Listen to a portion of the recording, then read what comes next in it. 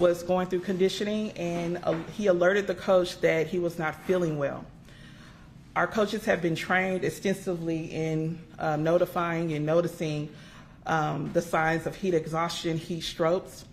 The coach immediately noticed that Preston was not sweating. He was not perspiring, and they were in the middle of conditioning. When he noticed that, he was able to immediately call the trainer. They carted him to a cool tub where he was placed in, and our athletic trainer was able to take his temperature, and it was at 104. After a few minutes, obviously 911 was called immediately. EMS arrived, they took the temperature again, and it was at 102. EMS left him in the cool tub for a moment. Then they stated to our athletic trainer that they needed to actually move him inside of the ambulance so they could continue to do what they needed to do to ensure that he was going to be okay. They transitioned him inside of the ambulance, and they continued to run tests, draw blood, and do everything that they typically do. After that, they left our facility. Our head athletic trainer and our head coach was also with them, tailing behind. His mother had been called, and they were transported to Children's Dallas in the medical center downtown. When Preston and the EMS, when they arrived at the hospital, it was during that time where Preston he never lost consciousness, and he was able to have conversations with our athletic trainer, the EMS staff, and our head coach. He shared with the coach that he was even sorry for not finishing his workout. And he also let our head athletic trainer know that he was going to be okay. It was at that moment that was our last communication with our student. And our athletic trainer and our head coach, they remained there for the rest of the night. And obviously it was in those medical professionals' hands at that time. What I can share and what I want to be very clear about is that our athletic trainers did an exceptional job ensuring that they followed our UIL protocols as it relates to heat and heat protocols and procedures. Additionally, on the day of practice, the temperature outside was 89 degrees. It teetered between 89 and 90 degrees. The athletic training staff, along with the head coach, had already made the decision to move practice indoors. We have an indoor facility in Lancaster ISD. And when we have any type of weather, inclement weather, whether it's hot or cold, practices are typically moved inside. That day, being proactive, they had already agreed to do that. And not only that, our coach had already made a Plan B regimen for practice. That practice started at 3 o'clock. It went until about 4:20. At 4:20 is when we are told Preston actually went down, and during that time is when he was participating in the conditioning drills, which were 60-yard sprints. During the practice, it consisted of walkthroughs, stretches, individual drills, position drills, and within that hour and a half practice, they also had 5 water breaks at 2 minutes apiece. I do want to thank our head athletic trainers. We have 3 certified athletic trainers in that day. 2 were actually at the practice. And they did exactly what they were supposed to do without deviating from the UIL protocols and from our heat and safety protocols in Lancaster ISD. Our staff was immediate. They did what I would want anyone to do for if it was my child or any other child. I think one of the best things that we can do right now is really add in an education piece for everyone to know that this is really real. We work in Texas. We know the heat is extreme. We know that unfortunately these things happen, but today it's a reality for Lancaster ISD, and that's something that we don't want anyone else to experience. What we do know is that we've been able to put things in place, be proactive so that people are knowledgeable about notifying our health officials when things don't seem right. We did that, and unfortunately it just didn't end the way that we would have liked it to end. I think it's important for us to also keep the family lifted up. I know Preston has a younger sibling. They have a close-knit family, and myself, along with our leadership team, our superintendent, and our executive cabinet members were also at the hospital yesterday with the family. And we know the family. They actually attended a town hall meeting. They have been great supporters of our district. And again, it's a tragic situation. At this time, if you have any questions, I am going to open it up for you all just to kind of ask. Clarification. Right here. Pick it. Yes. CBS, just clarification on some of that information.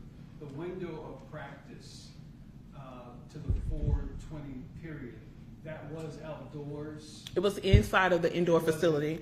Yes. As I stated before, we had already been proactive. UIL states that if the temperature reaches 92 degrees, that outdoor activities are canceled. You have to go indoors. They cannot be in direct sunlight if it's at 92 degrees.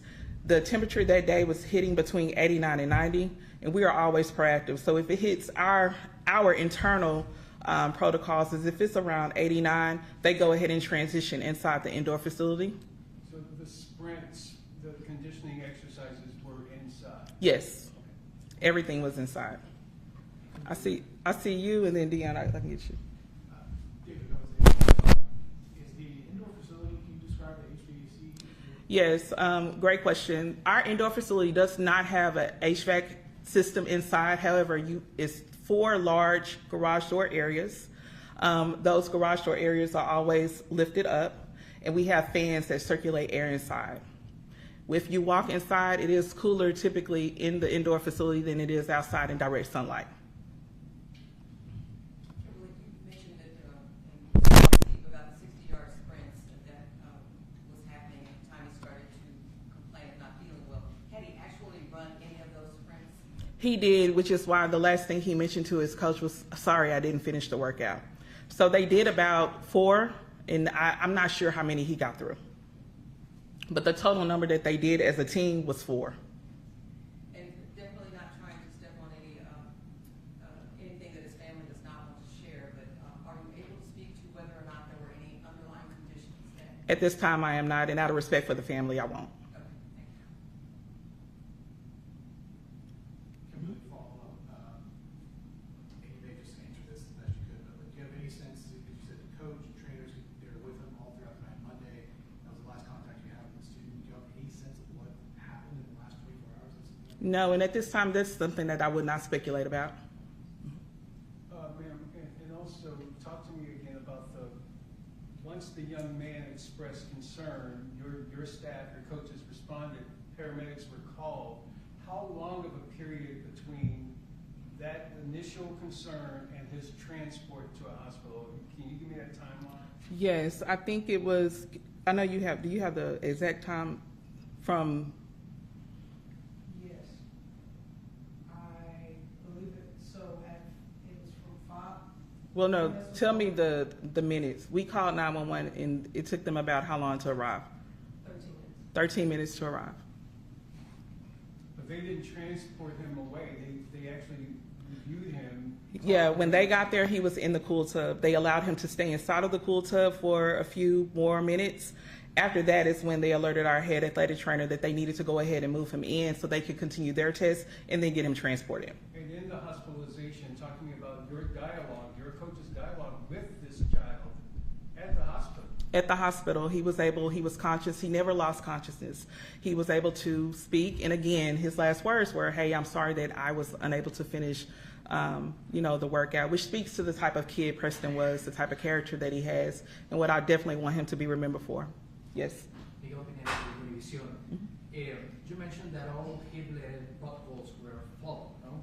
But now, having this tragedy, or after this tragedy, is the school district studying or analyzing any new extra measure? And what can you? Sure. What I can share, that's a really good question. What I can share is that with all honesty and transparency, we have been very proactive in everything that we do as it relates to heat and safety protocol. As I stated, 89 degrees is our standard cutoff when UIL states that it should be 92 degrees. We have hydration stations. We have a cool tub. We have all of our athletic trainers and student athletic trainers who are trained to kind of notice these things. In addition to that, we've established our training policies for our athletic staff. So because they have that training, they were able to notice that something wasn't right with Preston when he complained that he wasn't feeling well. So what we are going to do is continue what we've been doing, but in addition to that, it's an education piece. Even yesterday and today, we've had conversations with our football team, with our football program, the entire program, about the importance importance of staying hydrated, the importance of nutrition, the importance of eating balanced meals each and every day, the importance of saying something if you feel like something doesn't feel right. I'm not saying that any of this contributed to Preston Malone's cause of death, but what I'm saying is that that is what we will continue to do. We've been very proactive in what we do. We try to ensure that everyone is on the same page. We have an excellent athletic staff, and we'll continue to do that. Speak to us Can you about. speak to any, can you just tell us a little bit more about Preston? Did he play any other sports? You said you were somewhat familiar with him. We are. I know from a higher level in my role as Chief of Communications, I'm over community engagement as well. Actually, Ms. Morris had a town hall meeting and his parents attended the meeting. His father actually said, hey, you know, I saw the alert about this meeting and I came. And when the parents were there, they were very engaged and they just stated that they wanted to be very active parents within our community, which is why he showed up. He is an early college student. Preston is an early college student, so what that means is that he has a high level of intelligence. He was accepted into our very competitive program, and he's a great student, just like so many of our Lancaster ISD students are. So, yes, Brittany. I want to talk a little bit about just how students and faculty and staff are feeling and what resources are available for them. Absolutely. You know, one of the things I love about Lancaster ISD is that when we have to do anything to pivot, we're able to do that. Our executive leadership team, we met actually yesterday when we knew that everything was going on, and we kind of planned out some things that we will have to do in the event that something like this were to occur. Our counseling team was dispatched. We also had support from Region 10 counselors. They were able to join us this morning, and they have been on our campuses and will remain there for the rest of the week. Again, it's one of those things where we're a family in Lancaster ISD, so everybody pretty much reaches out and do what they need to do. What I can share with you is that whenever we needed individuals to be at a particular place, our counselors were there, our principals were there, and we all have been providing that additional support. Obviously, this is something that students are not used to, and our educators are not used to it either. So we know that it's going to be additional support needed, especially in the coming days, and so we are here and readily available to provide that support. We do have grief counselors in our counseling team in addition to Region 10 on site, and they'll be here for the remainder of the week. Would there be any plans to honor Preston? I didn't hear you. Any plans to honor Preston? Yes, I believe so. I'm not going to get some premature out there and share that information, but I'm pretty sure there will be, since he was an active member of the football team. In addition to that, I do want to share with you all, there was a scrimmage scheduled for for tomorrow, August 21st, against North Forney, and that has been canceled, as well as practices for the rest of the week. And just a follow-up to that, ma'am, because the emotional impact for fellow students, student athletes, canceling this, my understanding practice has been canceled as well.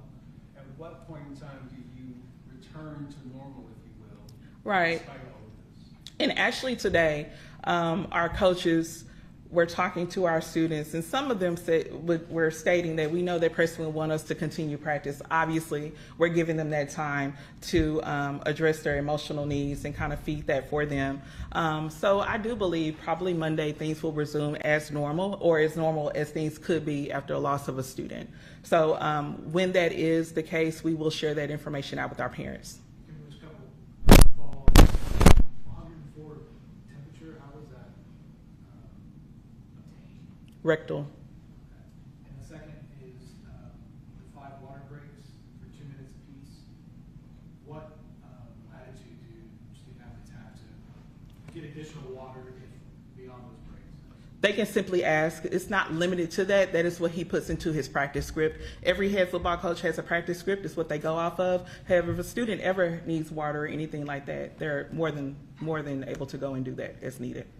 Does the family have a picture they want to share from Preston? I will have to get that from them, and when we do obtain that information, we'll share that with you. At this time, we do not, and I have not spoken to the mother to get that yet.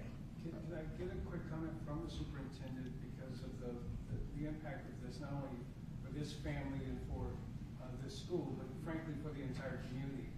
For the superintendent, I don't know if you guys have experienced this within the past year or two before. We've had other school districts where unfortunately children have succumbed to these kinds of circumstances. Just to have her, for our public needs, to make a statement of her. Very good. Very good.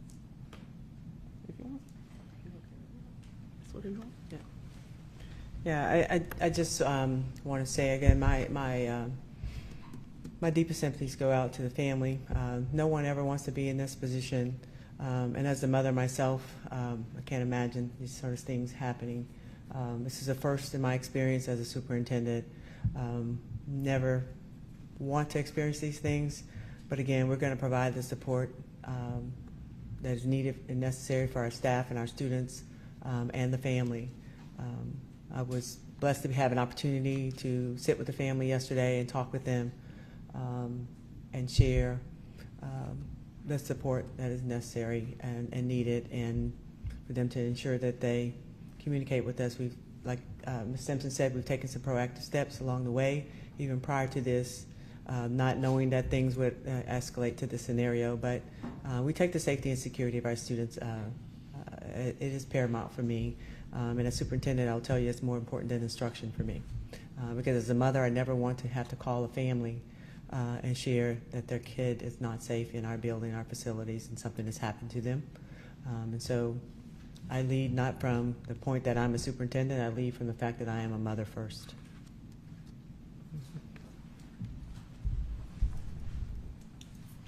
All right, guys. Well, if you do not have any additional questions, that will conclude the press conference for this evening. Do we have any additional questions? Yes. How long was practice supposed to go? Practice was supposed to be around, they cut 45 minutes off of it. So they went from 3 o'clock to they went from 3 p.m. to 4:20, and it was supposed to have an additional 45 minutes added to it. Were they in pads or out of pads? I can't hear you. Were they in pads or out of pads? That I don't know, but I can get clarification on that. Okay. Do you know? Were they fully padded? Shoulder pads. Shoulder pads. In shorts? Shoulder pads. Yes. Okay. They were in shoulder pads and shorts. And again, to your knowledge, first practice-oriented death for the school district, to your knowledge? To my knowledge, I've been here for 5 years in this role. Sorry. Thank you. Thank you, guys.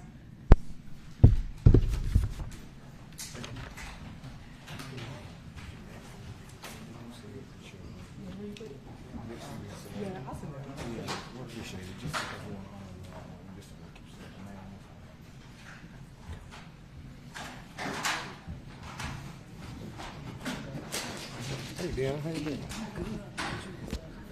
Yeah, she said she'll send it out to all of us as soon as she can get one. Yeah, that's the main thing.